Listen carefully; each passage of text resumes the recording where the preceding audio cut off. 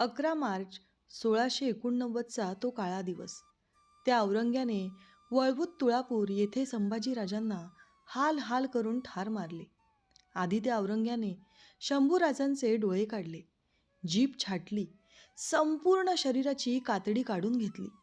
त्यावर मिठाचा वर्षाव करत राहिला.